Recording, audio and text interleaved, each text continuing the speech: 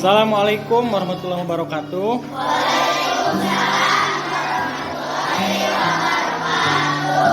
Apa kabar anak-anak? Ya, alhamdulillah pada kesempatan kali ini kita bisa bertemu kembali ya di tahun ajaran baru. Kali ini Bapak ingin mengajak kalian semua untuk membuat sebuah kesepakatan kelas ya. Ada yang tahu di sini apa itu kesepakatan kelas? Tahu tidak? Tidak ya. Kesepakatan kelas itu ya, sedikit Bapak jelaskan, adalah sebuah komitmen yang dibuat bersama-sama ya antara guru dan murid dalam memulai sebuah pembelajaran. Di dalam kesepakatan kelas itu ada aturan main yang dibuat dan disepakati bersama ya. Nah, untuk mempersingkat waktu, langsung saja kalian tuliskan apa saja poin-poin yang akan kalian sepakati ya. Nanti akan Bapak bagikan stikernya. Nanti setelah dibagikan, kalian tulis apa saja yang ingin kalian sepakati ya, kalian buat ingin seperti apa ya, silakan ditulis. Nanti setelah ditulis kalian tempelkan di depan kelas ya. Oke, mengerti? Ya, baik. Sekarang akan Bapak bagikan ya.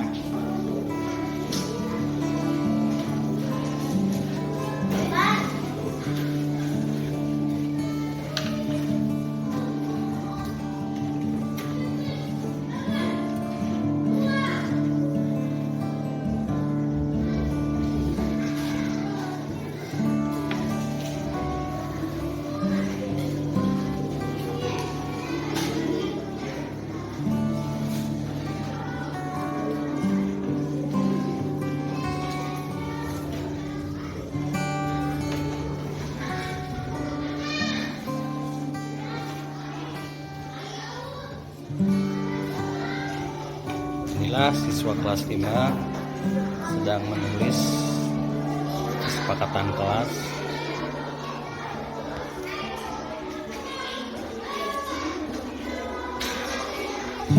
Baik anak-anak, kalau sudah silakan baris yang sebelah kanan dulu, silakan tempelkan di depan. Silakan maju ke depan.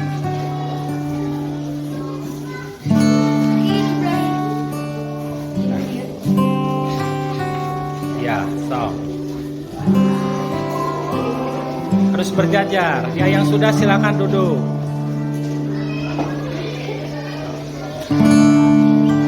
Di pinggirnya, tempel di pinggir. Sini.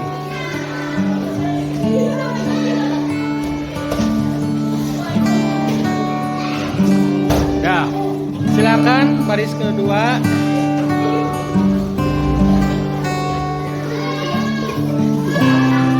Jangan berebut ya. Silakan yang sudah duduk. Sudah.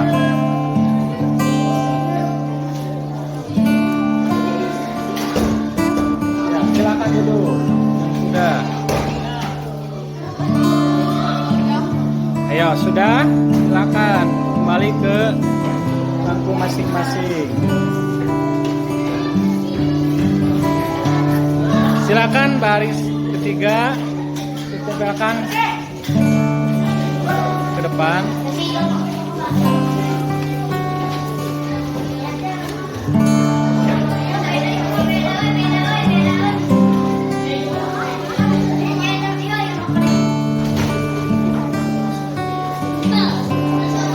Silakan baris keempat maju ke depan.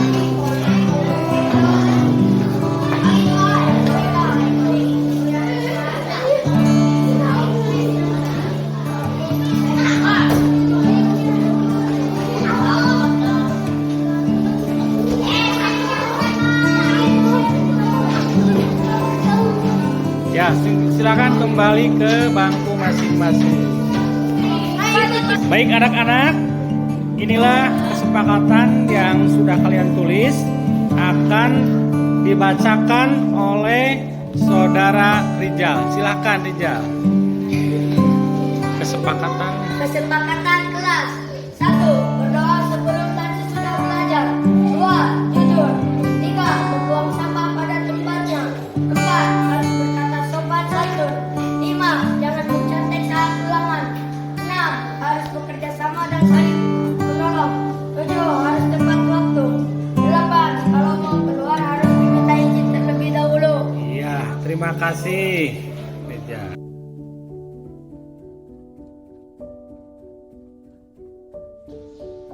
Assalamualaikum warahmatullahi wabarakatuh. Waalaikumsalam warahmatullahi wabarakatuh.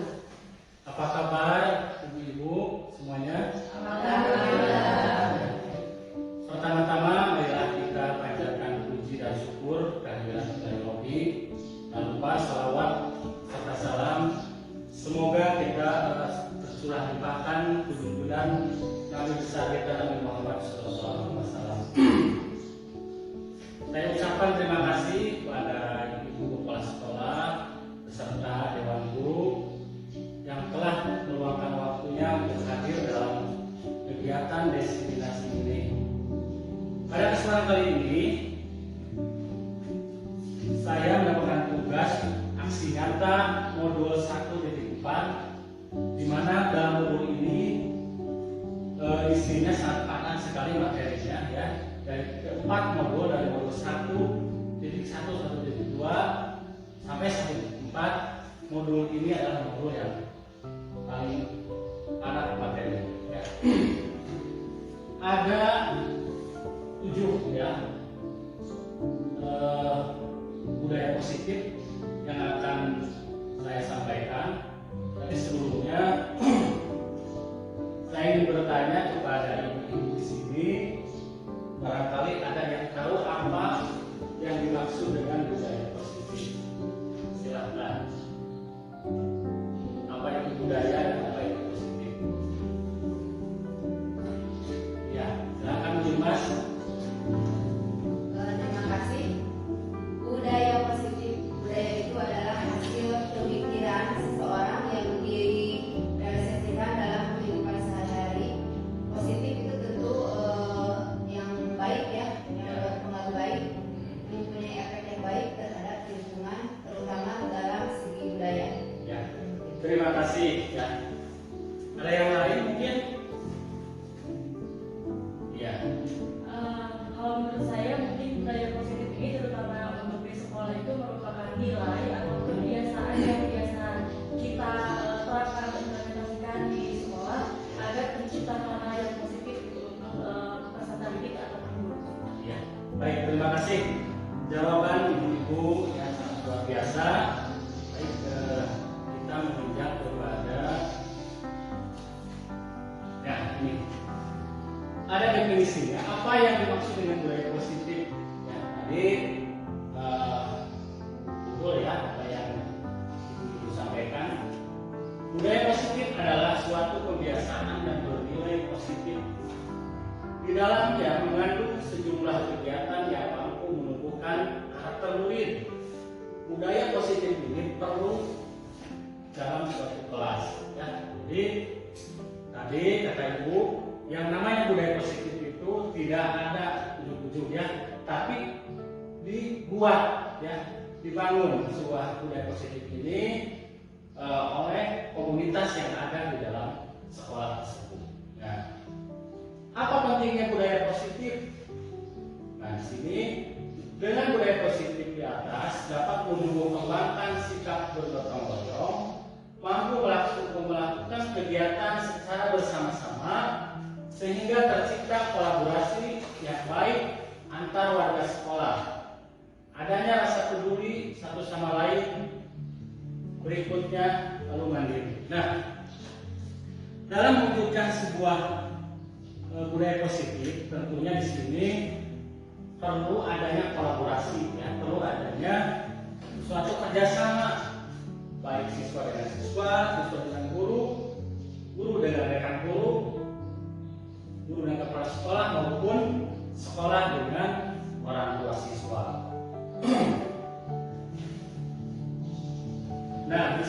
menginjak kepada poin yang pertama, perubahan paradigma belajar. Nah, perubahan paradigma belajar atau teori kontrol atau teori pilihan.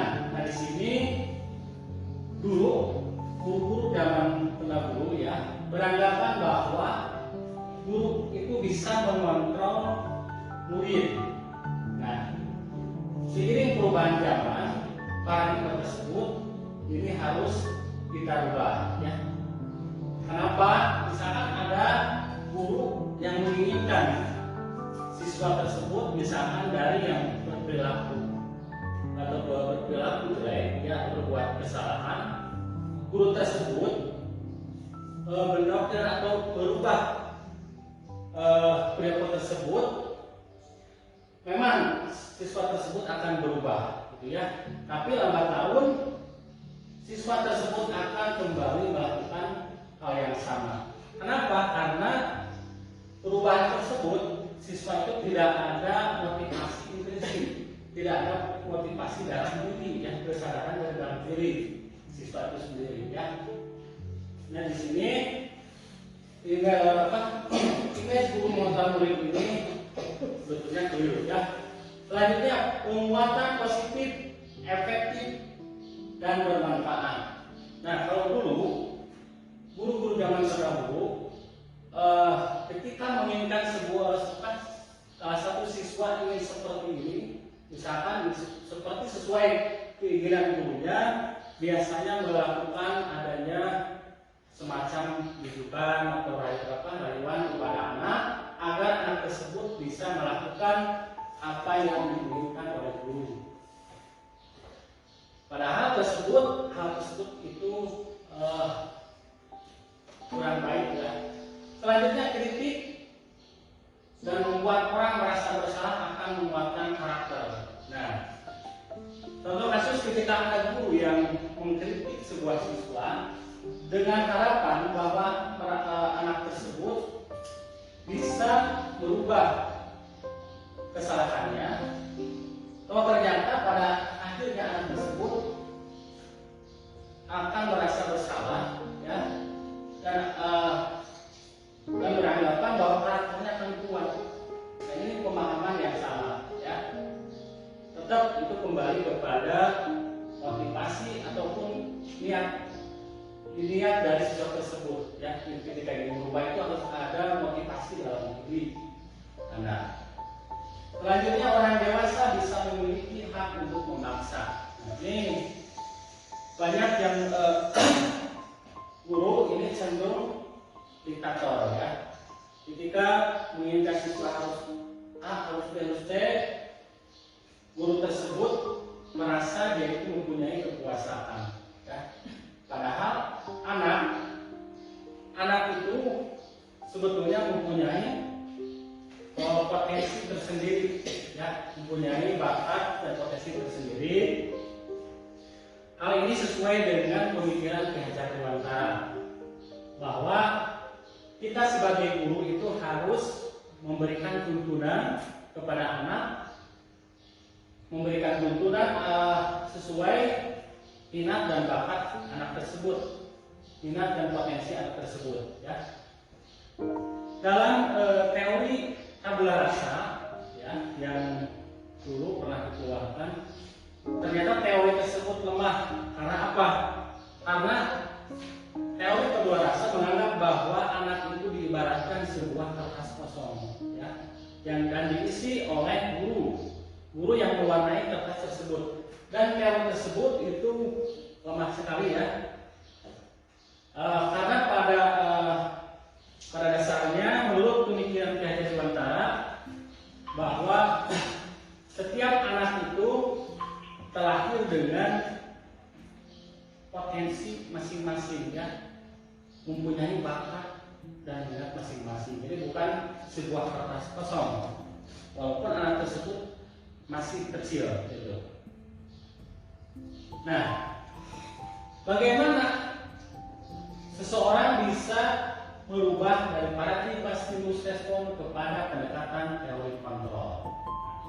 Stephen et al. Di sini mengatakan bahwa Bila kita ingin membuat kemajuan perlahan, sedikit-sedikit, ubahlah sikap atau perilaku Anda. Namun, bila kita ingin memperbaiki cara-cara utama kita, maka kita perlu mengubah kerangka acuan kita.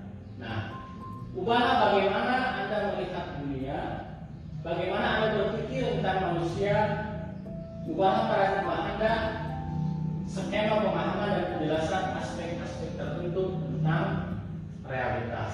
Nah, di sebelah kiri ada stimulus respon, ya, sebuah ilusi yang anggapan guru zaman dulu ya, yang sekarang teori kontrol. Nah, dalam stimulus respon ini beranggapan bahwa realitas atau kebutuhan kita itu sama, ya. Jadi guru-guru zaman dahulu beranggapan bahwa kebutuhan anak itu sama. Ternyata tidak demikian, ya. Setiap anak itu mempunyai kebutuhan dalam belajar masing-masing, mempunyai cara belajar masing-masing. Nah, di sini kita sebagai guru harus paham, ya, dan menggunakan metode-metode diferensiasi. Realitas, menurut teori kontrol, realitas atau kebutuhan kita itu berbeda. Nah, ini ya, Bapak dan Ibu SDN 1 Cinta Asih, kalau zaman dulu itu pembelajaran itu lebih cenderung kepada teacher center, ya, atau pembelajaran yang berpusat kepada guru.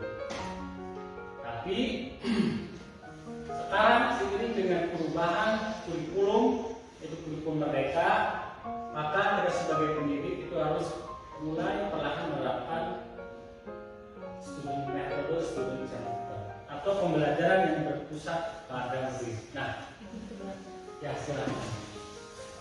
Bapak dan Ibu, selama ini menggunakan Ibu menggunakan yang mana, student center atau teacher center? Jadi masih di bawah. Oh, ada teacher centernya, ada student centernya. Jawab siswa.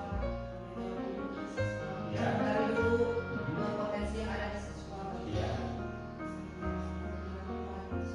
Iya, baik, ya, bagus. Jadi perlahan kita tidak perubahan itu tidak instan, tidak perlu yang namanya proses. Perlahan kita ubah, ya, sesuai dengan pemikiran di hajar golongan. Kalau teacher center itu cenderung si guru itu tidak memahami apa yang menjadi. Kalau si anak terus kita jejali dengan materi, ya, baik menggunakan metode cerama atau mentransfer ilmu lainnya, otomatis anak tidak aktif, terus guru kurang memahami apa yang menjadi kebutuhan guru ataupun kekurangan siswa. Terus semua orang melihat hal yang sama, ya. Itu menurut stimulus respon. Kalau menurut teori kontrol, semua orang memiliki gambaran berbeda. Nah, ini hampir sama dengan yang di atas, ya. Selanjutnya kita mencoba mengubah orang agar berpandangan sama dengan kita. Menurut teori kontrol, kita berusaha memahami pandangan orang lain tentang dunia. Nah, di sini jelas, ya, anggapannya bahwa mengubah orang agar berpandangan sama dengan kita. Jadi kita menganggap orang lain itu sama dengan pemikiran kita, sama dengan kebutuhan kita. Padahal belum tentu, ya, kebutuhan orang lain itu sama dengan kita. Selanjutnya, perilaku buruk dilihat sebagai suatu kesalahan. Nah, ini terus stimulus respon bahwa perilaku buruk itu dicap atau dijudge sebagai sebuah kesalahan. Ketika anak ada yang berperilaku itu, misalkan ada anak yang sering melamun atau ketika belajar itu sering mengantuk, kita menjudge bahwa anak tersebut tidak memperhatikan mengabaikan apa yang dijelaskan oleh guru. Padahal seorang guru itu harusnya bertanya, ya, kenapa dia berperilaku seperti itu? Pasti ada alasannya. Entah itu dia itu ada salah satu kebutuhan yang tidak terpenuhi. Yang nantinya tidak akan bahas ada 5 kebutuhan dasar. Nah, semua perilaku memiliki tujuan. Si anak ketika melakukan hal di luar normal, ya, pasti anak tersebut itu ada tujuannya, ya, ada maksud dan tujuannya. Selanjutnya, orang lain bisa mengontrol saya. Nah, ini kebalikan dengan yang di atas, ya, bahwa orang lain beranggapan bahwa bisa mengontrol kita. Terus menurut teori kontrol, Anda tidak bisa mengontrol orang lain. Ya. Selanjutnya, pemaksaan ada pada saat urutan gagal. Nah, terkadang ada guru ketika siswa tersebut dibujuk itu tidak berhasil, ya, maka guru tersebut bisa mengambil tindakan lain, ya, di luar kontrol. Selanjutnya, kolaborasi dan konsensus dapat menciptakan hal-hal baru. Nah, ya. Terakhir, model berpikir menang dan kalah. Ketika siswa yang kena sanksi itu beranggapan bahwa siswa tersebut itu kalah, ya, ketika mendapat hukuman. Ini menurut stimulus respon. Atau ketika anak yang melakukan kesalahan, misalkan berantem atau apa, ya, merusak sesuatu, bahwa anak tersebut dicap kalah karena dia menerima hukuman. Nah, menurut teori kontrol, model berpikir menang-menang. Kenapa? Karena di sini setiap anak itu, setiap anak yang berbuat kesalahan nanti akan dicari solusi, ya, dicari solusinya, digali apa penyebabnya anak tersebut berperilaku seperti itu, yang nanti kita akan bahas dalam poin restitusi, segitiga restitusi. Nah, sebagai bentuk kontrol diri, yaitu belajar untuk mengontrol diri agar dapat mencapai suatu tujuan mulia. Tujuan mulia yang dimaksud adalah nilai-nilai kebajikan yang universal. Atau menginjak kepada poin 2, yaitu disiplin positif, ya. Sering dikaitkan dengan tata tertib, teratur, kepatuhan pada peraturan atau hukuman, ya. Ibu, apa yang ibu pahami tentang disiplin? Atau ibu mengasumsikan disiplin itu sebuah apa? Disiplin itu kepatuhan, ya. Ketaatan, bagus. Nah, di sini terkadang ada yang mengatakan bahwa disiplin itu sebuah tata tertib. Nah, ini kurang tepat, ya. Bertanggung jawab terhadap apa yang dilakukan karena mereka mendasarkan tindakan mereka pada nilai-nilai kebajikan universal. Apa itu kebajikan universal? Kebaikan universal itu apa? Misalkan yang ibu pahami, kebaikan yang bersifat universal. Sopan santun, betul.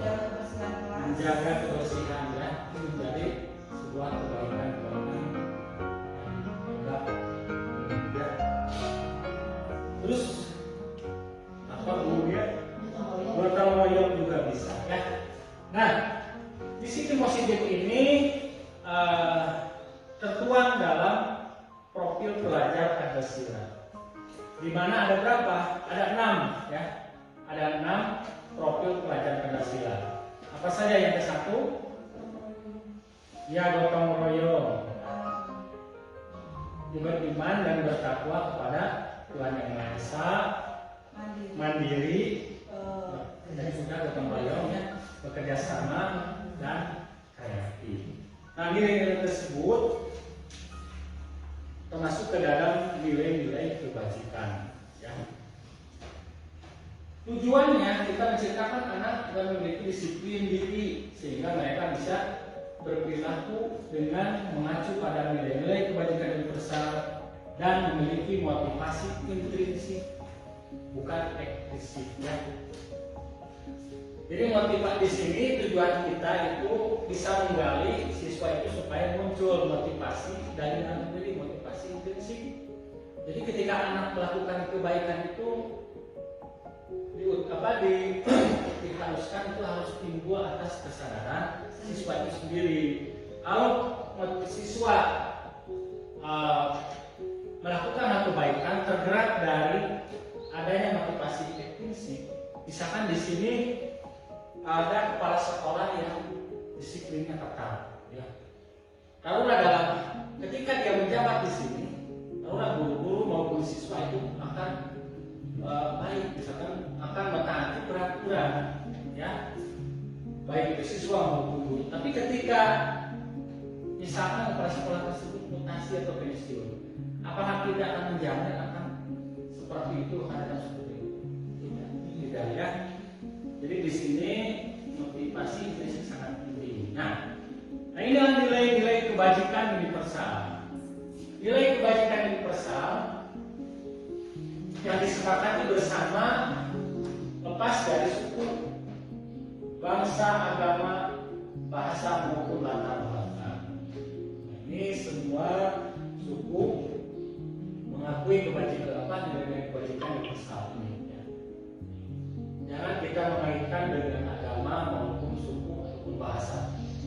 Contoh nilai kebajikan dalam institusi atau lembaga profil belajar Pancasila, ya, beriman, bertakwa kepada Tuhan Yang Maha Esa dan berakhlak mulia, tadi ya, mandiri, bernalar kritis, berkebinekaan global, bergotong royong dan kreatif. Nah,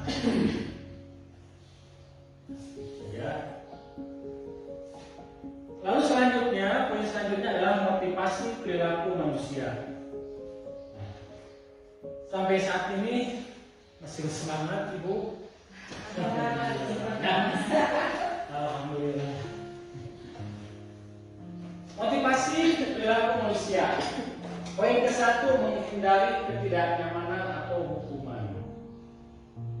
Apa yang akan terjadi apabila saya melakukannya? Nah, ada kutipan di sini ya. Ini pada umumnya motivasi manusia seperti ini ya. Menghindari ketidaknyamanan atau hukuman. Selanjutnya mendapatkan imbalan atau penghargaan dari orang lain. Ya. Misal ada siswa tersebut rajin, ya, misalkan belajarnya rajin, nilainya bagus, siapa tahu anak tersebut ada motivasi intrinsik, yaitu ada alasan karena dia ingin mendapatkan imbalan atau penghargaan dari orang lain. Apa yang akan saya dapatkan apabila saya melakukannya? Terakhir, menjadi orang yang mereka inginkan dan menghargai diri sendiri dengan nilai-nilai yang mereka percayai. Ya. Akan menjadi apa orang yang seperti apa jika saya melakukan hal tersebut. Nah, ibu-ibu, di mana pada dasarnya setiap manusia termasuk kita semua, anak-anak juga, ada 5 kebutuhan dasar manusia. Ya. Ketika salah satu kebutuhan, kelima kebutuhan tersebut ada salah satu yang tidak terpenuhi, maka anak tersebut akan melanggar atau keluar dari nilai-nilai kebajikan tersebut, ya, akan melanggar yang namanya aturan. Apa saja? Yang pertama, 1, bertahan hidup, ya, atau survival.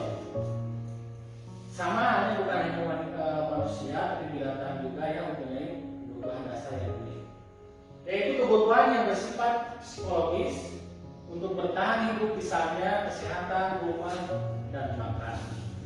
Setiap manusia itu mempunyai kebutuhan sandang aman dan papan.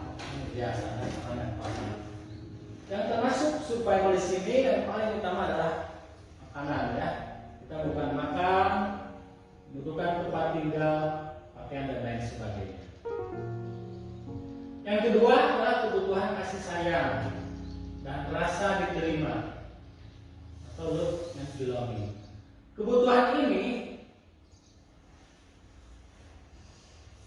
dan tiga kebutuhan berikutnya adalah kebutuhan psikologis. Kebutuhan untuk disayangi dan diterima meliputi kebutuhan akan hubungan dan koneksi sosial. Kebutuhan untuk memberi dan menerima kasih sayang dan kebutuhan untuk merasa menjadi bagian dari suatu kelompok. Ya, ini juga perlu ya kita paham, termasuk saya pribadi ya. Ketika misalkan di rumah ada permasalahan, terkadang kan berimbas kepada di sekolah, ya itu bisa saja berpengaruh. Yang ketiga, kebutuhan akan penguasaan atau kebutuhan pengakuan atas kemampuan. Ya. Kebutuhan ini berhubungan dengan kekuatan untuk mencapai sesuatu, menjadi kompeten, menjadi terampil, diakui atas prestasi dan keterampilan kita, didengarkan, memiliki rasa harga diri. Nah, terkadang dalam kelas kita sering menjumpai anak yang ingin dirinya itu ingin menjadi yang terbaik, ingin menjadi pemimpin. Ya, ketika guru melontarkan pertanyaan atau apa anak tersebut bersemangat, ini menunjukkan bahwa dirinya itu mampu menguasai ya anak-anak yang lainnya. Yang keempat, kebutuhan kebebasan akan pilihan. Kebutuhan untuk bebas adalah kebutuhan akan kemandirian, otonomi, memiliki pilihan dan mampu mengendalikan arah hidup seseorang. Setiap anak pasti ya ingin dirinya itu bebas, ya bebas menentukan pilihan, dan anak tersebut ingin terbebas dari belenggu misalkan ada paksaan, ada tekanan baik itu dari guru maupun dari siswa. Ya, terkadang ada anak yang dipaksa oleh temannya untuk menulis. Ya.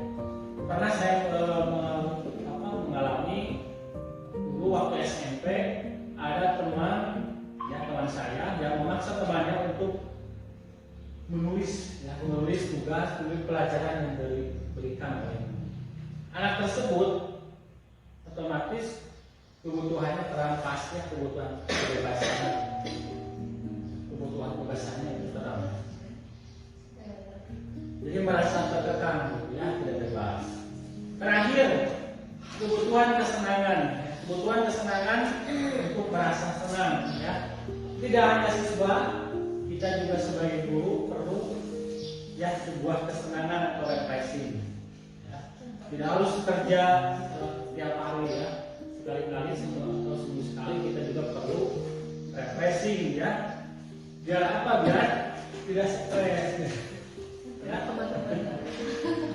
Begitu juga siswa ya, refresh, bermain ataupun yang lainnya.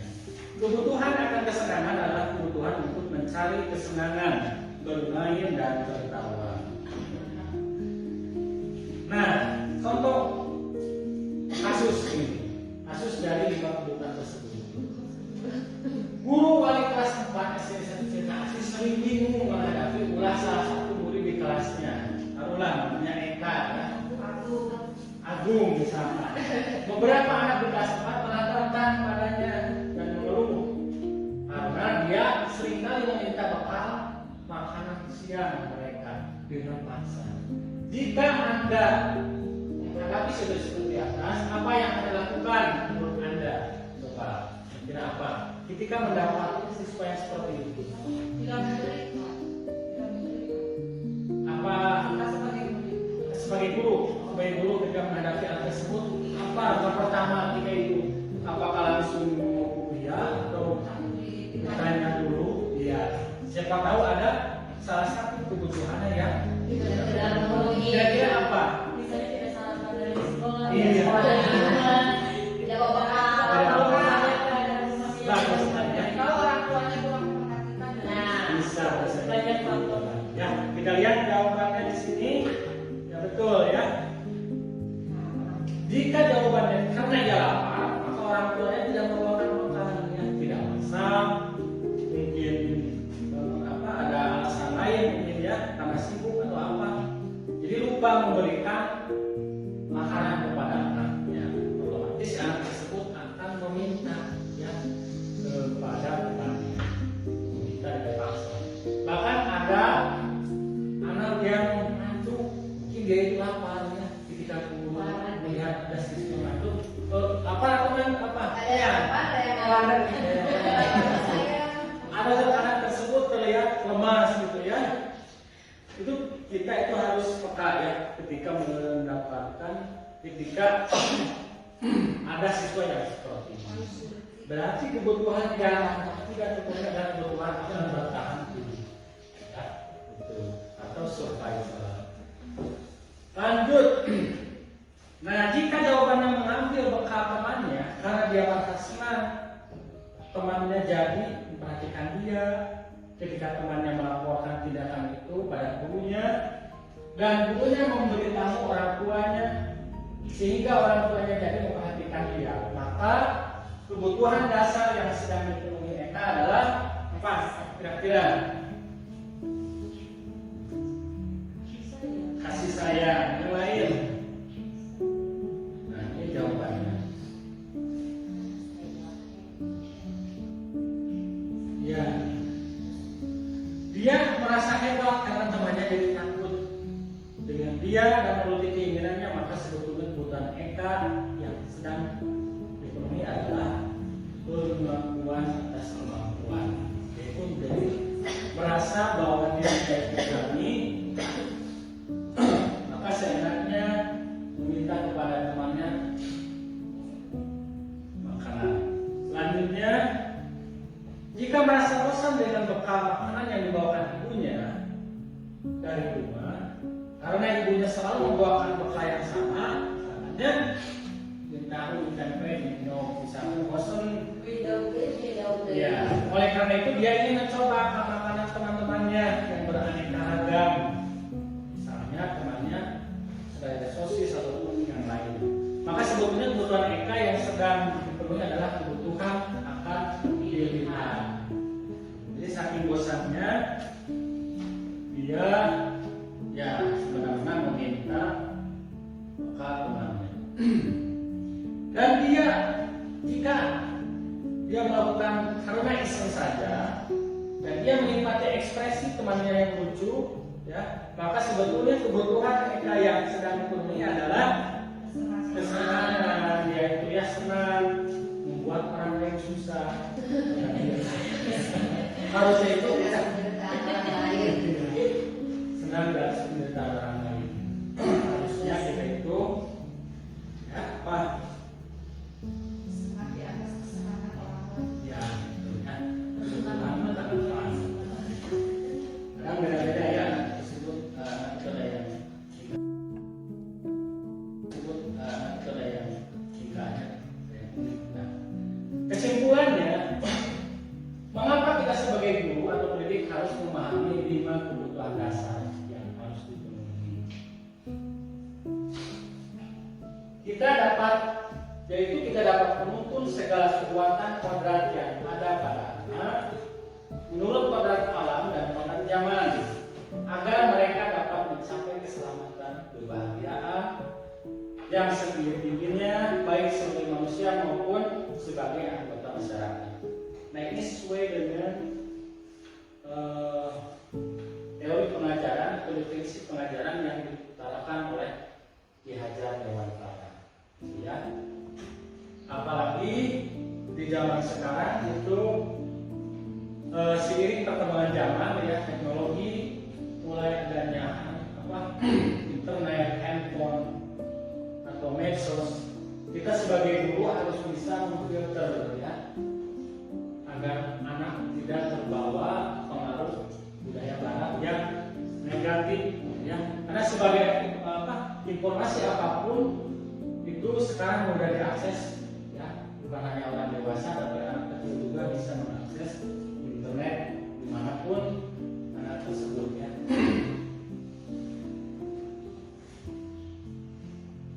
Nah, refleksi awal materinya, penerapan disiplin yang telah biasa dilakukan selama ini apakah telah efektif? Apakah berpusat memerdekakan dan memandirikan murid? Bagaimana dan mengapa?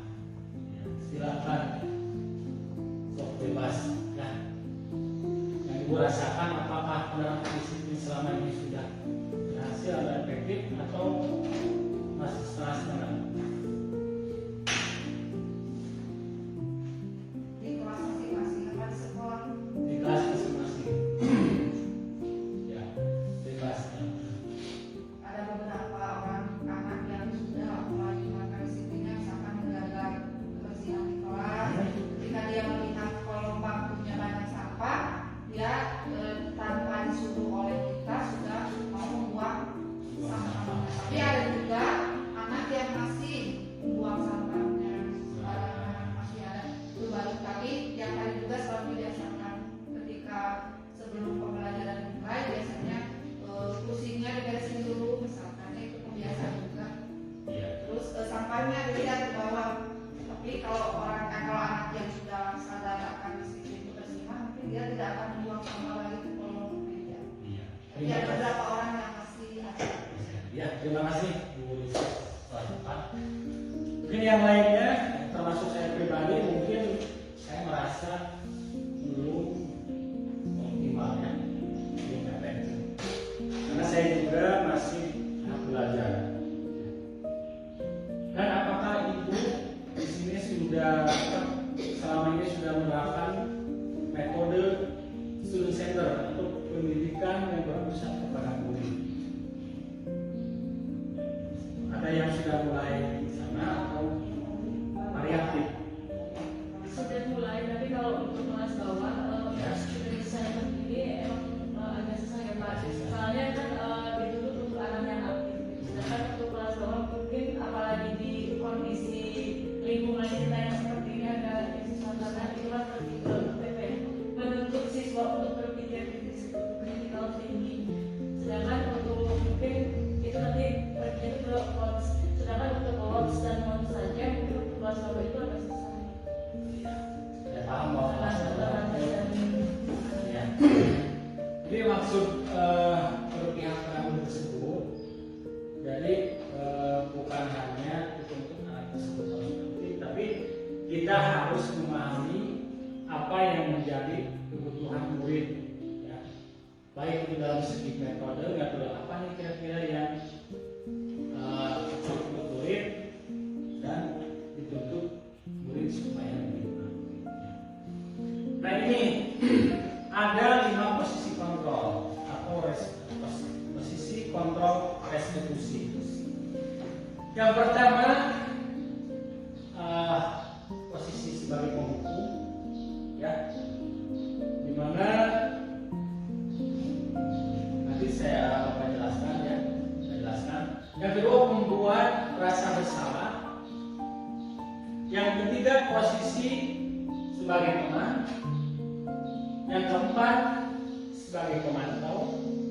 Dan yang terakhir, sebagai manajer. Nah, ini dalam teori-teori atau pemikiran Gajah Dewantara, kita dituntut menggunakan posisi sebagai manajer. Ya, kenapa? Ini kita simak. Nah, di sini, kalau posisi kita sebagai penghukum, biasanya orang yang memberikan hukuman itu nadanya tinggi. Ya. Ketika ada murid yang melanggar ataupun ada beberapa siswa yang buat sebuah kesalahan, si guru tersebut membentak dengan nada yang tinggi. Itu berarti masuk ke dalam hukuman. Ya.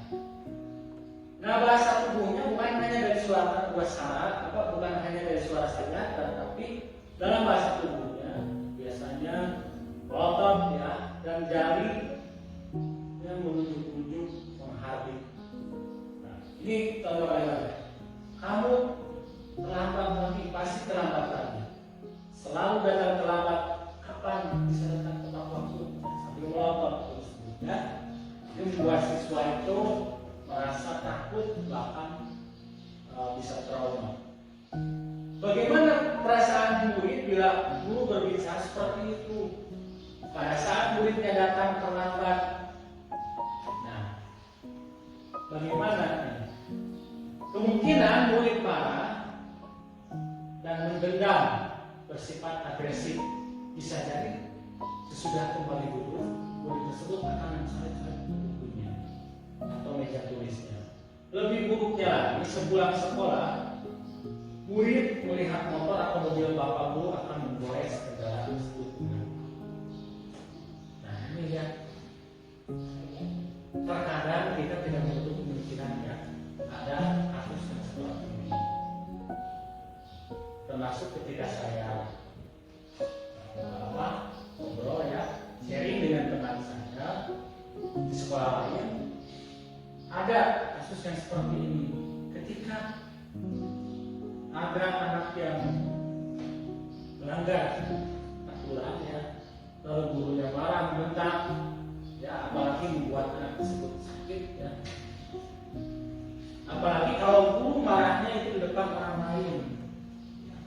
Misalkan ada siswa yang sensitif, nah otomatis secara tidak langsung itu akan dengan psikologisnya ya.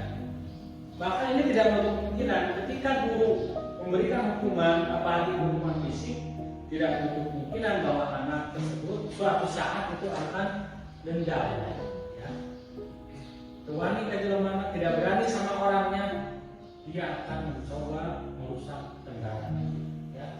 Bahkan di sekolah lain ada guru olahraga ketika menghukum siswa, ketika pas pulang sekolah helmnya itu dikencingi ya oleh siswa. Ada seperti itu. Pas pulang helmnya ini mau pusing ya. Lalu membuat merasa bersalah. Nah ini juga hampir sama dengan sebagai penghukum, yaitu mempunyai identitas gagal. Identitas gagal. Anak yang terkena hukuman pembuat merasa bersalah dan hukum itu ada identitas gagal. Nanti kita jelaskan. Ciri-ciri yang membuat merasa bersalah itu memelas, haus, sedih, ya, rasa tubuh, merapat pada anak dan lesu. Biasanya bagaimana si guru tersebut caranya agar anak tersebut merasa bersalah, ya, dibuat merasa bersalah. Contohnya, adik, kamu ini bagaimana ya? Kamu sudah berjanji dengan ibu tidak akan melakukan. Kamu kenapa ya senang sekali mengecewakan ibu? Ibu benar-benar kecewa sekali. Ketika anak mendengar kata-kata seperti itu, otomatis anak tersebut akan merasa dirinya bersalah. Ya. Menurut ini tidak boleh atau kurang kali. Bagaimana perasaan murid bila ibu seperti ini? Murid akan merasa bersalah telah mengecewakan ibu atau bapak gurunya. Murid akan merasa menjadi orang yang gagal dan tidak sanggup membahagiakan orang lain. Ya. Kadang-kala sikap seperti ini lebih berbahaya dari sikap menghukum, karena emosi akan tertanam di dalam rapat di dalamnya. Murid akan menahan perasaannya, tidak seperti murid dengan guru penghukum, di mana murid bisa mengungkapkan amarahnya walaupun dengan cara negatif.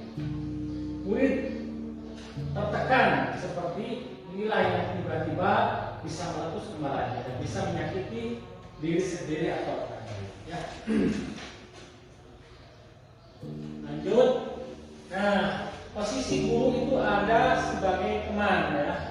Nah di sini ini sudah menginjak hal yang lebih baik kan. Biasanya guru tersebut ramah dan akrab, bahkan menggandeng siswa tersebut agar merasa dirinya itu menganggapnya bukan guru tapi sebagai teman. Ya, di sini guru bisa tersenyum, ya, menatap anak dengan penuh kelembutan. Nah, contohnya, adik, ayolah bagaimana kemarin kamu sudah janji ke Bapak, kan? Karena terlambat lagi. Sampai tertawa ringan guru tersebut. Ya sudah, tidak apa-apa, duduk dulu sana. Nanti Pak Guru bantu. Nih. Bagaimana perasaan murid dengan sikap guru seperti itu? Murid akan merasa senang dan akrab dengan guru. Ini termasuk dampak yang positif. Hanya saja di sini negatifnya murid menjadi tergantung pada guru tersebut dan berbeda pada guru yang lain. Bila ada masalah, dia akan merasa bisa mengandalkan guru tersebut. Gitu. Otomatis mulai menawan ke guru eta. Untuk membantunya. Akibat lain dari posisi teman, Adi hanya akan berbuat sesuatu bila menurut adalah guru tersebut. Lanjut kepada pemantau. Nah, ini posisi keempat, posisi kontrol guru sebagai pemantau. Biasanya nadanya datar, ya. Bahasa tubuhnya cenderung formal. Nah, contohnya, Adi, tahukah kamu jam berapa kita mau mulai? Kamu terlambat 15 menit. Apakah kamu sudah mengerti konsekuensi yang harus dilakukan bila terlambat? Ya benar. Nanti saja, nanti saat jam istirahat kamu harus tinggal di kelas untuk menyelesaikan tugas yang tertinggal tadi. Saya tunggu. Di sana guru hanya memantau, ya, belum menuju kepada sebuah tindakan. Di sini murid memahami konsekuensi yang harus dijalankan karena telah melanggar salah satu peraturan sekolah. Guru tidak menunjukkan suatu emosi yang berlebihan, menjadi marah atau membuat merasa bersalah. Murid tetap dibuat tidak nyaman, yaitu dengan harus tinggal di kelas pada waktu jam istirahat dan mengerjakan tugas. Guru tetap harus memantau murid pada saat mengerjakan tugas di jam istirahat karena murid tidak bisa ditinggalkan seorang diri. Nah, ini tetap juga, ya, si anak tidak akan merasa nyaman. Nah, ini yang terakhir nih, paling ideal. Posisi kita sebagai manajer. Di mana manajer itu kita hanya mengarahkan, ya, memanage sesuatu. Contohnya karena kita ketika kita berhadapan dengan anak yang bermasalah, entah itu contek, entah itu mencoret tembok, entah itu sering terlambat, entah itu memecahkan kaca sekolah, dan lain-lain. Biasanya bahasa tubuhnya tidak kaku dan menekan murid. Contohnya, ya, jadi kamu terlambat, ya. Kira-kira bagaimana kamu memperbaiki kesalahan ini? Jadi ketika kita menghadapi murid, dia tanya dulu, bagaimana kamu memperbaiki masalah ini? Jadi sekarang otomatis berpikir, ya, keluar, ya, motivasinya, keluar etikat baiknya. Saya bisa menanyakan teman saya, Pak, untuk mengejar tugas tertinggal. Nah, jadi murid sendiri yang memberikan pilihan seperti itu, bukan dari guru. Guru mengarahkan kira-kira apa untuk menebus kesalahan kamu sebagai guru pilihan. Baik, itu bisa dilakukan. Apa besok ada masalah kamu agar bisa membantu sekolah? Tidak perlu, ya. Bagaimana perasaan murid diperlakukan guru seperti itu? Ya, termasuk saya pribadi, ya, baru kemarin, ya, sebelumnya yang belum pernah melakukan posisi sebagai manajer. Guru akan mengembalikan tanggung jawab pada murid untuk mencari jalan keluarnya dari permasalahannya. Dengan tentunya dengan bimbingan murid, ya. Tetap dengan bimbingan. Saya kemarin mengambil proses restitusi, ya, beberapa siswa dan nanti akan saya tayangkan. Nah, di sini memang posisi kontrol. Guru berbuat, guru berkata, hasil murid berkata, dampak pada murid kaitan dengan guru yang berkata. Nah, ini yang level merah, perilaku kontrol negatif sebagai penghukum membuat merasa bersalah. Ini, ya, sebisa mungkin harus dihindari. Terus yang ketiga, posisi sebagai teman, pemantau dan manajer ini masuk ke dalam identitas sukses dan masuk ke dalam perilaku kontrol positif. Ini masih dalam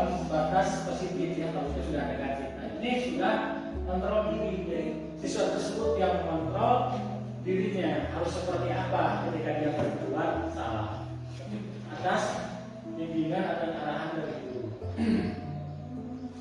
Ini ya.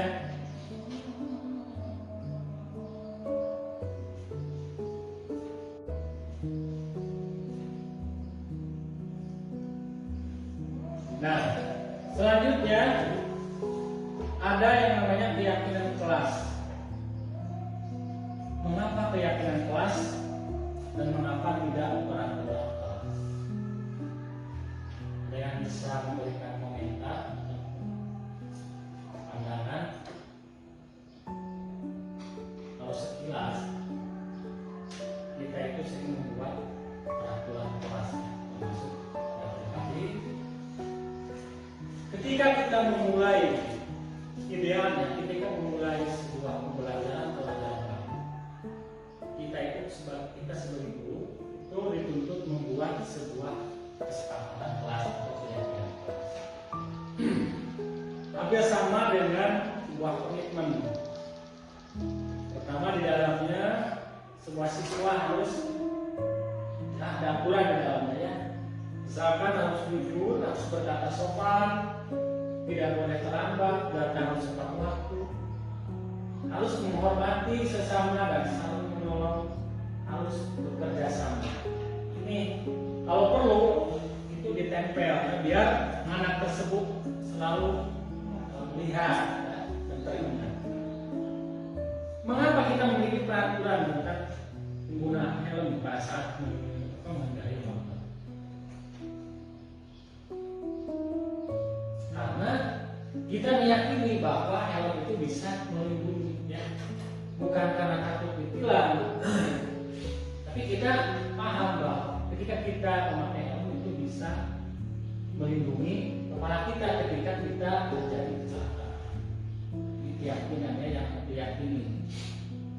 Mengapa kita memiliki peraturan tentang penggunaan masker dan mencuci tangan setiap saat? Kemarin, ya, ini masuk ke dalam aturan karena ada manfaatnya. Ya, memakai masker apalagi dalam keadaan sakit itu secara tidak langsung bisa menularkan penyakit orang lain. Ya. Dan mencuci tangan itu karena apa? Karena biar tidak ada kuman ketika kita mau makan ya, atau menyentuh benda lain.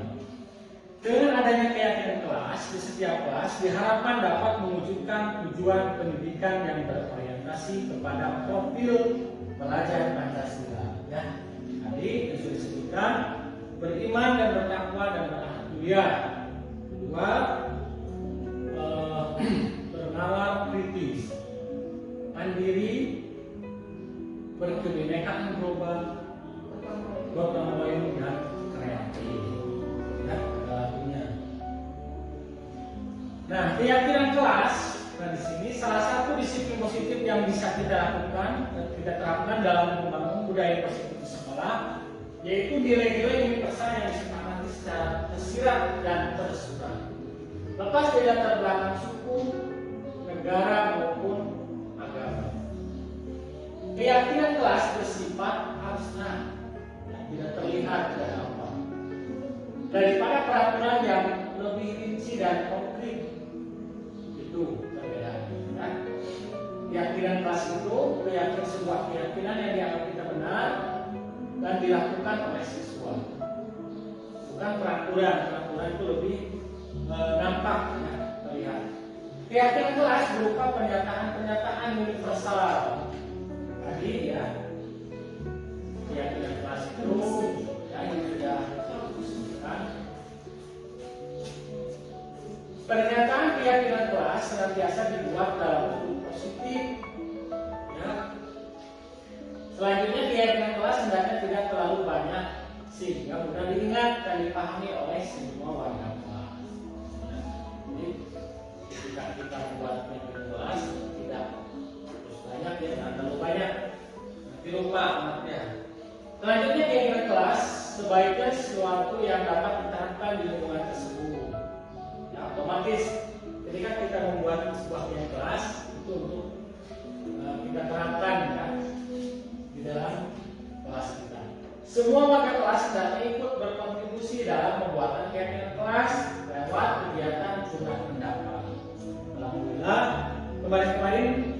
saya sudah membuat skenario pembuatan kegiatan kelas yang insya Allah akan saya tampilkan.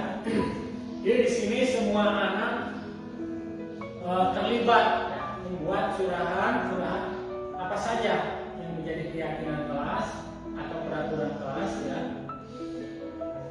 yang harus disepakati ya, dan harus dilaksanakan.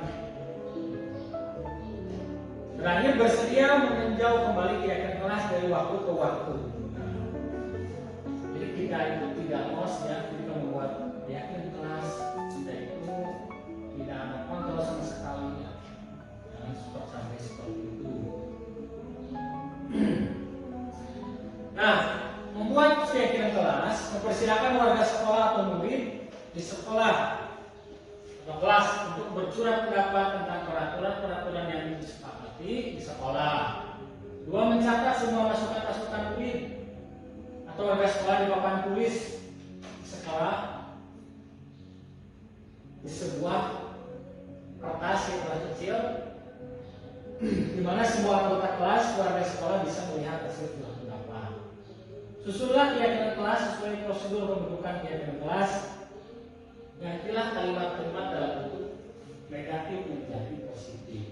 Ya, itu dalam keyakinan kelas yang sifatnya sekiranya kalimat tersebut mengarah kepada sebuah peraturan, ya, atau kata-kata negatif itu dirubah menjadi positif. Tinjau kembali daftar curah pendapat yang sudah dicatat. Anda mungkin akan mendapati bahwa pernyataan yang tertulis di sana masih banyak membawa peraturan.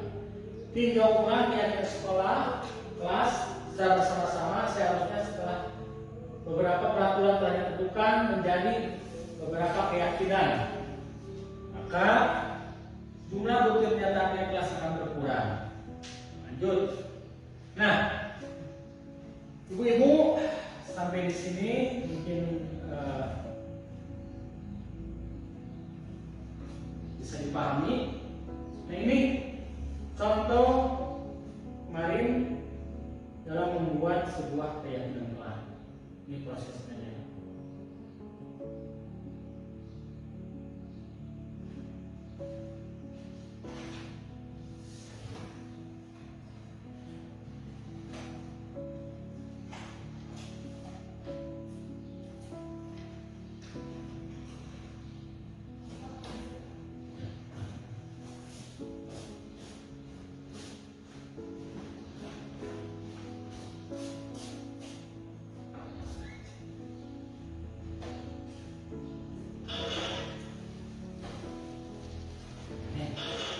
Simak ya, sama-sama.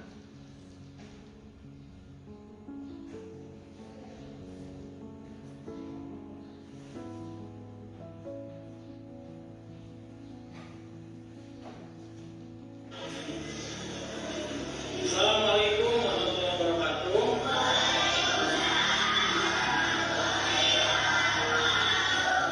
Apa kabar? Ya, alhamdulillah pada kesempatan kali ini kita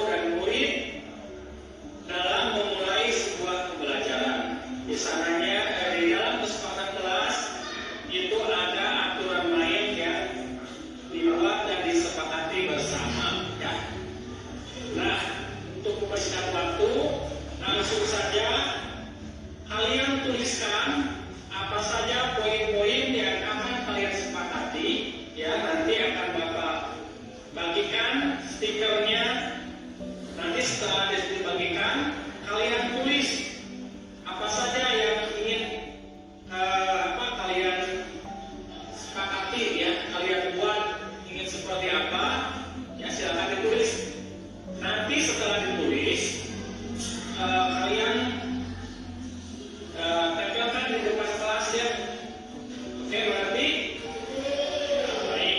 Sekarang akan Bapak bagikan.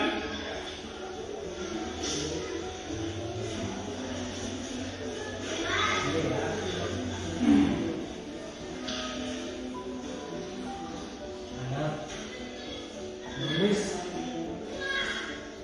apa saja keinginan ya.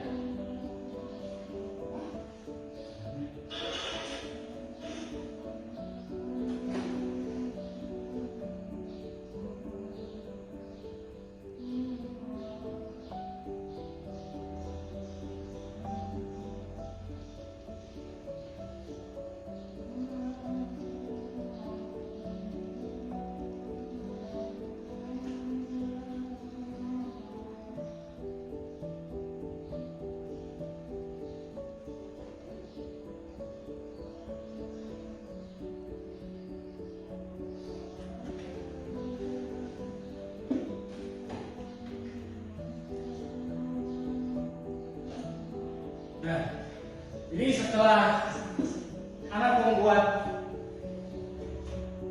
curahan hatinya, ya, nanti si anak disuruh ke depan. Artinya ini siangnya mendadak memuat nih, ya. Jadi kita garang ke depan. Setelah itu ditulis, ya. Misalkan A, C, B, dan C, ambil sama tentang kedisiplinan, tentang perilaku jujur. Nah, kita tuliskan ambil secara garis besarnya, ya. Terkadang kan sama, si A misalkan si B ini sama nih, karena pada waktu itu satu anak diberi kesempatan satu kesepakatan, ya, tidak boleh lebih. Jadi setelah dikalkulasikan ini, ya, ini kesepakatan kemarin yang telah dibuatnya bersama-sama. Yang pertama, berdoa sebelum dan sesudah belajar, itu sudah biasa, ya, dilakukan oleh siswa yang ada di desa Cikasi. 2, siswa harus jujur, ya, semuanya harus jujur. 3, membuang sampah pada tempatnya. 4, harus berkata sopan dan santun. 5, jangan mencontek saat ujian dan harus bekerja sama, saling menolong. Selanjutnya harus tepat waktu, baik itu ketika masuk sekolah maupun masuk setelah jam istirahat. Dan selanjutnya, kalau mau keluar itu harus meminta izin terlebih dahulu kepada gurunya. Dan yang terakhir harus saling menghormati dan menghargai. Tuh. Ini tabel B, ya, bagian dari sebuah kesepakatan kelas. Kita harus bisa memastikan bahwa ada tampak seperti dan tidak tampak seperti. Nah, di sini tampak seperti, kita memastikan bahwa murid itu berdoa dengan khusyuk ketika akan belajar. Kalau jangan sampai tidak tampak seperti belajar tanpa berdoa terlebih dahulu. Ini kebalikannya, ya. Harus jujur, menjaga fasilitas umum di kelas, menyapa dan mengucapkan salam, sportif dalam bergerak, dan ini kebalikannya. Nah, ini menghormati pembicara orang lain, percaya kepada orang lain, meminta izin menggunakan orang lain, mengembalikan barang yang dipinjam.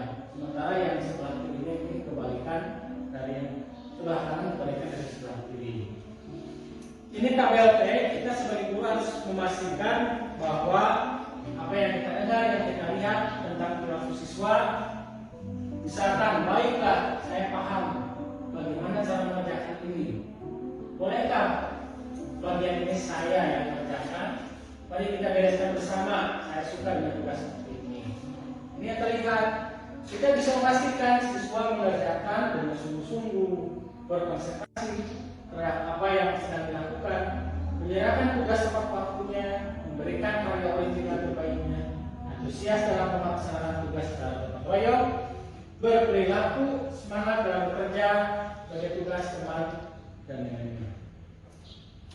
Nah, terakhir kita menginjak kepada proses restitusi. Ya. Restitusi adalah menciptakan kondisi bagi murid untuk memperbaiki kesalahan mereka sehingga mereka bisa kembali kepada kelompok mereka dengan karakter yang lebih kuat. Ini proses kolaborasi yang mengerjakan murid untuk mencari solusi masalah dan membantu murid berpikir tentang orang seperti apa yang mereka inginkan dan bagaimana mereka harus memperlakukan. Ini restitusi biasanya menggunakan teori atau teori guru sebagai manajer, ya, panggil guru sebagai manajer. Di sini membantu murid menjadi lebih memiliki tujuan, disiplin positif dan memulihkan dirinya setelah membuat salah. Penekanan bukan pada bagaimana berperilaku untuk menyenangkan orang lain atau menghindari ketidaknyamanan, namun tujuannya adalah menjadi orang yang menghargai nilai kebaikan yang mereka percayai. Melalui restitusi, ketika murid berbuat salah, guru akan menanggapi dengan cara yang memberikan murid untuk membuat evaluasi internal tentang apa yang dapat mereka lakukan untuk memperbaiki kesalahan mereka dan mendapatkan harga diri kembali.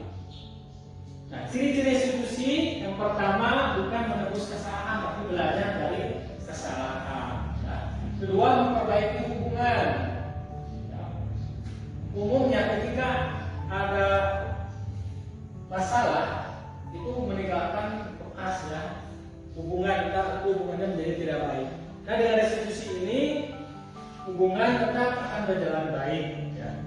3 tawaran bukan paksaan seperti tadi, ya. Ada anak yang melanggar, jadi anak tersebut kira-kira apa yang bisa kamu lakukan dengan atas perbuatan yang kamu lakukan. Mencari kebutuhan dasar yang bisa ditindakan. Restitusi ini adalah cara yang paling baik. Fokus pada karakter dan bukan tindakan. Menguatkan, fokus pada solusi, mengembalikan murid yang berbuat salah pada kelompoknya. Ya, jadi dalam restitusi ini bukan menentukan siapa yang salah dan siapa yang benar, tapi lebih kepada mencari solusi dari permasalahan. Nah, tahapan segitiga restitusi, ya, atau kita kenal dengan segitiga restitusi. Yang pertama, menstabilkan identitas. Yang kedua, validasi tindakan yang salah. Dan yang ketiga, menanyakan keyakinan. Nah, sisi satu, menstabilkan identitas, ya, berdasarkan prinsip membuat kesalahan adalah bagian dari proses pembelajaran, ya, dimana semua siswa itu pernah berbuat salah, ya, bukan hanya siswa tetapi guru juga pernah berbuat salah. Berperan menggeser identitas murid gagal ke identitas sukses. Jangan mengkritik murid yang sedang mengalami identitas gagal. Nah, ajukan pertanyaan, ya, dan lain-lain. Sesi yang kedua, memvalidasi tindakan yang salah. Nah, di sini berdasarkan prinsip setiap perilaku supaya berupaya memenuhi suatu kebutuhan tertentu, guru akan menggeser dari validasi stimulus respon menjadi proaktif. Mengenali mengakui kebutuhan murid ini dapat memperbaiki hubungan dengan murid. Pernyataan disampaikan dengan nada yang tidak menghakimi atau menunjukkan. Nah, ini pertanyaan yang kamu bisa saja bertindak lebih gegabah lagi daripada ini. Kamu bukan melakukan tanpa suatu alasan. Setiap siswa yang melakukan kesalahan pasti ada alasannya. Kamu melakukan karena mempertahankan sesuatu yang penting bagi kamu.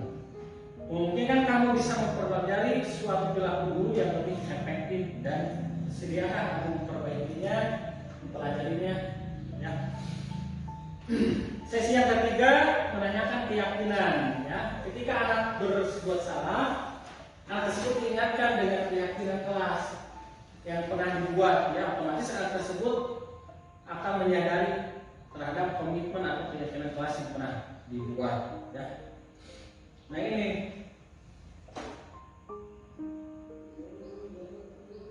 hal yang perlu diperhatikan dalam segitiga restitusi. Perilaku yang salah perlu dikaitkan dengan nilai-nilai dan keyakinan. Keyakinan yang telah disepakati atau disetujui, kesediaan orang untuk melakukan kesalahan untuk memperbaiki masalah. Pemecahan masalah sebisa mungkin relevan atau memiliki hubungan dengan masalah yang ada. Selanjutnya perlu adanya usaha perbaikan dari pihak yang Nah, ini skenario-nya kemarin terakhir. Di sini ada siswa kelas 4 ya yang bernama Lisna. Lisna itu ketahuan saat ujian dia mencontek ya. Dan itu salah satu perbuatan yang tidak jujur dan bertentangan dengan salah satu nilai kebaikan yang telah disepakati dan diyakini. Saya sebagai guru harus melakukan tindakan penyelesaian masalah dengan menggunakan segitiga restitusi.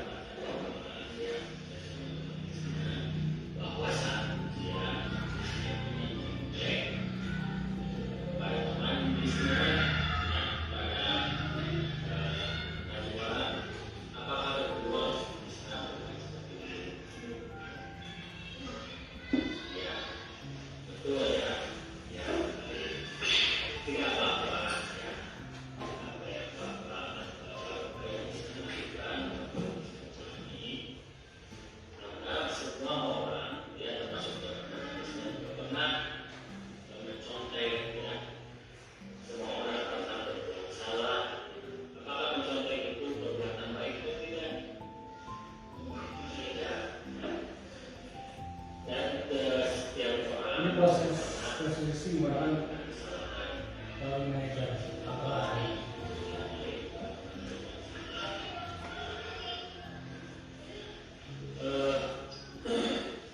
apakah yang bisa lakukan barusan itu sudah sesuai dengan kesepakatan kelas tidak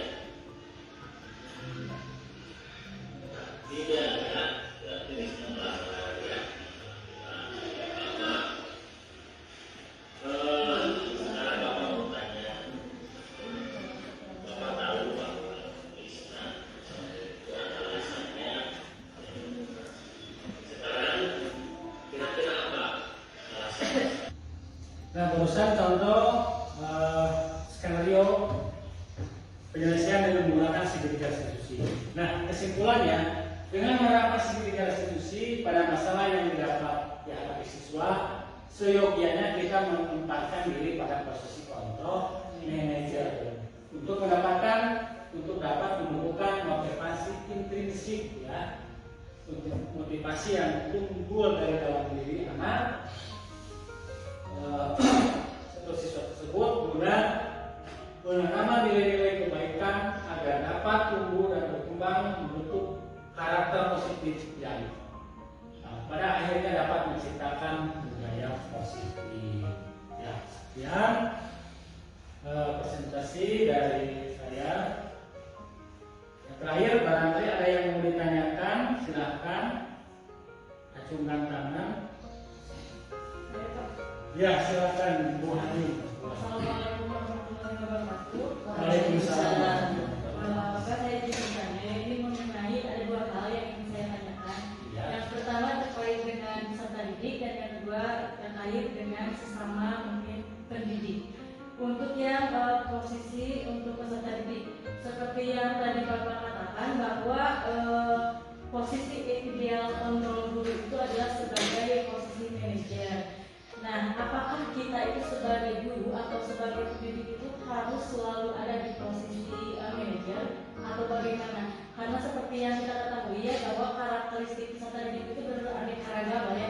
Ada yang mungkin cocok ke kita sebagai manajer mungkin ke peserta didik yang A atau bahkan mungkin tidak cocok gitu untuk peserta didik yang lain seperti itu. Menurut Bapak bagaimana? Dan yang kedua, ini berkaitan dengan budaya positif untuk sesama peserta didik. Menurut Bapak atau apa sih yang akan Bapak lakukan gitu ya sebagai pendidik atau sebagai guru untuk menularkan budaya positif di sekolah dan menyebarkannya itu kepada rekan-rekan Bapak atau teman sejawat Bapak. Sekian yang dapat saya sampaikan. Terima kasih pertanyaannya bagus sekali ya ngatur robot. Terima kasih Ibu Ani. Langsung saja saya jawab mengenai lima posisi kontrol ya.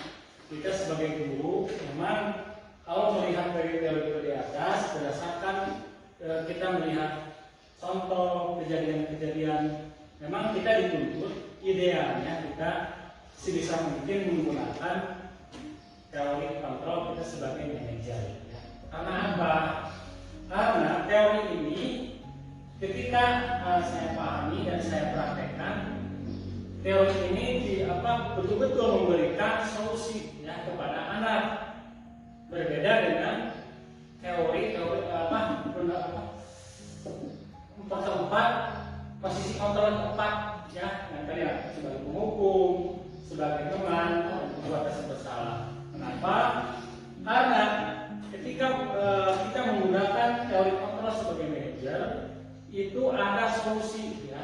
Solusi memang solusi yang dihasilkan dan itu berasal dari diri siswa tersebut ya, dari anak, dari motivasi atau kesadaran anak tersebut, dan anak tersebut yang memberikan penyelesaian masalahnya atau solusinya. Di sana dulu hanya bertindak sebagai manajer ya, mengarahkan seperti itu. Kalau keempat posisi kontrol tersebut ada efeknya. Tadi ya ada yang anak bisa menjadi dendam, atau anak bisa kena psikologisnya ya, bahkan teringat sampai dewasa ketika anak tersebut dibuat merasa bersalah, dihukum atau sebagai pemantau gitu ya. Dan sebagai manajer ini termasuk ke dalam identitas penguatan dari diri yang lebih kuat tadi ya.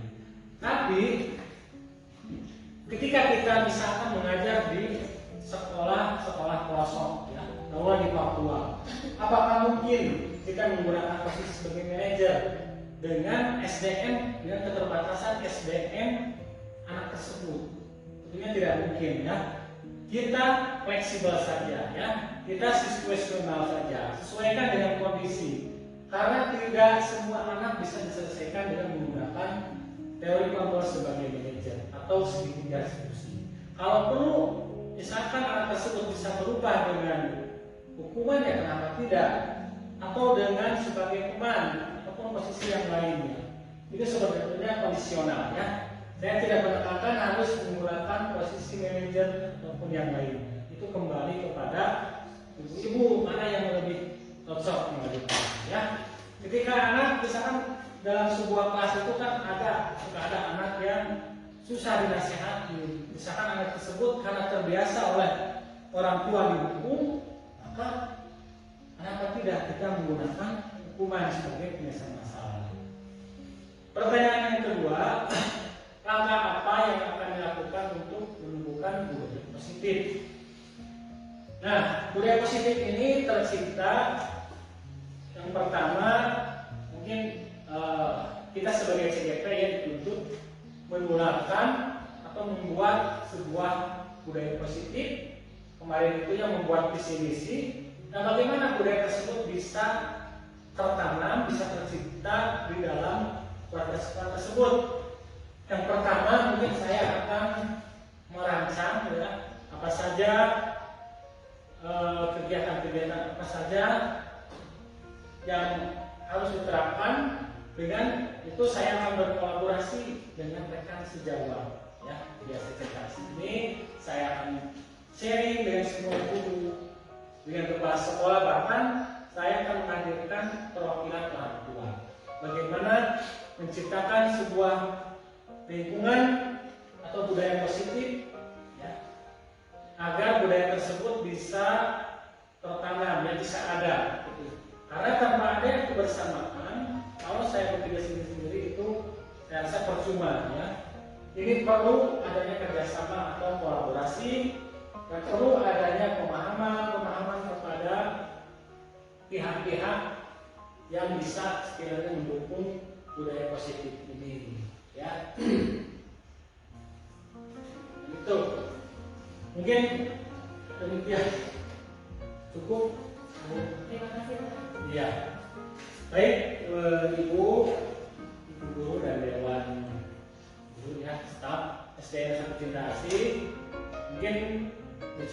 presentasi dari saya. Mohon maaf apabila ada kekurangan ataupun ada kesalahan.